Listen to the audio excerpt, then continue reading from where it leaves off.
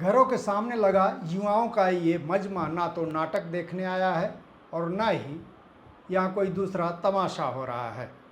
ये सभी यहाँ एसएससी जीडी की परीक्षा देने आए थे, लेकिन उसका सर्वर ही बैठ गया और परीक्षा रद्द हो गई। और अब उनका गुस्सा उस एकेडमी पर फूट रहा है जिसमें वह परीक्षा देने आए थे। यह तस्वीर अब एक जिले की नहीं, एक सूबे की नहीं, बल्कि पूरे भारत की बन गई है, या कहें घर घर की हो गई है और हर परिवार इससे किसी न किसी रूप में प्रभावित है।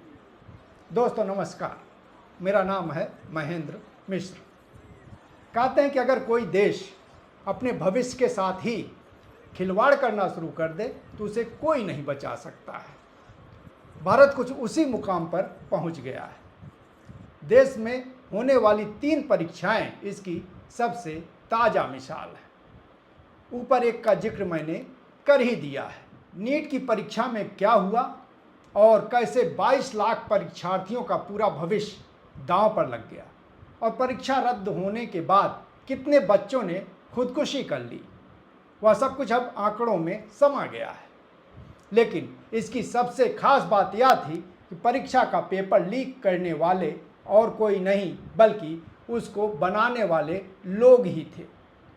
यानी जिसे घर की रखवाली की जिम्मेदारी दी गई थी, उन्हीं लोगों ने पूरा घर लूट लिया। अब इसके बाद बात करने और बताने के लिए क्या बचता है भला? या गलती कोई पहली बार हुई होती तो भी माफ़ की जा सकती थी। ठीक यही संस्था एनटीए थी जिसने 2024 में यूजीसी नेट की परीक्षा आयोजित की थी, और उस परीक्षा का भी पेपर लीक हुआ था जिसको बाद में रद्द करना पड़ा था। मामला सुप्रीम कोर्ट गया था और फिर सुप्रीम कोर्ट ने एक कमेटी बनाने का सुझाव दिया था, और फिर उसकी संस्तुति पर पूरे सिस्टम में सुधार की बात कही गई थी। लेकिन उस कमेटी का क्या हुआ? उसने क्या सुझाव दिया और वह कितना लागू हो पाया, और अगर हुआ तो कितना कारगर हो पाया? यह सब कुछ कल सुप्रीम कोर्ट ने पूछा, लेकिन एनटीए के पास उसका कोई जवाब नहीं था। खैर, अगर उस दिशा में कुछ हुआ हो तो भी, और अगर नहीं हुआ हो तो भी, दोनों स्थितियों में नतीजा शून्य रहा, क्योंकि परीक्षा फुल प्रूफ नहीं रही और नीट की परीक्षा का पेपर एक बार फिर लीक हो गया। ये तो रही एक परीक्षा की बात। अब आइए नाम की एक दूसरी परीक्षा की भी बात कर लेते हैं।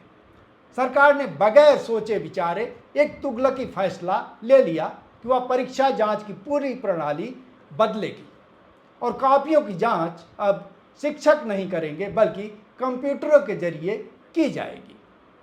यह कितना फुल प्रूफ होगी और कितना नहीं, इसके क्या रिपरकशन होंगे और कितना व्यवहारिक होगी, ना तो सीबीएसई ने इसकी कोई जांच परख की और ना ही उसके बारे में सोचा।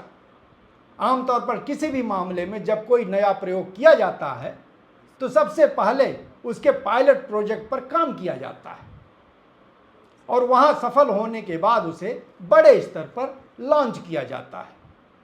लेकिन यहाँ ना तो पायलट प्रोजेक्ट की कोई बात की गई और ना ही किसी दूसरे देश में इस तरह का कोई उदाहरण है कि जिसको देखा गया हो और उसके बाद भारत में उसे लागू करने की कोशिश की जा रही हो। ह्यूमन साइकोलॉजी को एक मशीन के हवाले करके आप कितना शुद्ध नतीजा हासिल कर लेंगे? यह सब कुछ अभी सवालों के घेरे में, क्योंकि मशीनें अभी तक वही नतीजे दे रही हैं जहां तक इंसान सोच पाया है या फिर उसको व्यवहारिक तौर पर करके दिखा दिया है। उससे आगे सोचने की क्षमता अभी भी मशीनों में नहीं है। ऐसे में इंसानी दिमाग, जो किसी परीक्षा के मौके पर सबसे ज़्यादा सक्रिय और क्रिएटिव हो जाता है, उसको कैसे कोई कंप्यूटर या मशीन पकड़ पाएगी और फिर उसकी जांच परख कर पाएगा? ये तो बहुत ही मुश्किल है। यही हुआ इन परीक्षाओं के साथ। सबसे पहले तो तकनीक ही गड़बड़ अपनाई गई। कंप्यूटर और डिजिटल दुनिया में कन्वर्जन अभी भी एक कठिन काम है। यहाँ परीक्षा की सभी कॉपियों को PDF फाइलों में कन्वर्ट करने का लक्ष्य लिया गया था। उसमें से तकरीबन 13,000 ऐसी थी जिन्हें ठीक से कन्वर्ट नहीं किया जा सका, क्योंकि उन कॉपियों में लिखी गई स्याही या तो मध्यम थी या फिर उसमें कोई और खराबी थी, और फिर उन्हें रातों रात शिक्षकों से मैनुअली चेक कराया गया और बताया जा रहा है उन बच्चों को एवरेज मार्क दे दिए गए। बहरहाल जब बच्चों के नतीजे सामने आए तो पता चला सब कुछ उल्टा का पुल्टा हो गया है। आमतौर पर जो बच्चे टॉप रैंकिंग वाले थे वो एवरेज मार्किंग की कैटेगरी में चले गए और एवरेज वाले टॉप कर गए।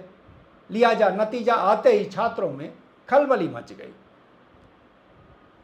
और यह आशंका जाहिर की जाने लगी थी कि कुछ बड़ी गड़बड़ी हुई है। मीडिया से लेकर सोशल मीडिया और विभिन्न पक्षों का दबाव बना तो कुछ फीस लेकर बोर्ड बच्चों की कॉपियां दिखाने और फिर से उनके वैल्यूएशन का विकल्प दिया।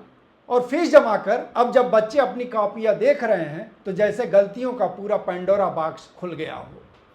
किसी की कॉपी का मेन पेज है तो बाकी के पेज किसी दूसरे के जोड़ दिए गए हैं। किसी की पूरी कॉपी ही गायब है और उसकी जगह एक दूसरी कॉपी जांच दी गई है। इसमें सबसे प्रमुख तौर पर नज़ीर बनकर जो दो बच्चों के सामने आए हुए हैं वेदांत और रंजना। वेदांत की फिजिक्स का फ्रंट पेज तो बिल्कुल उसका था, लेकिन अंदर के पेजेस दूसरे के थे। इसी तरह से रंजना के साथ हुआ।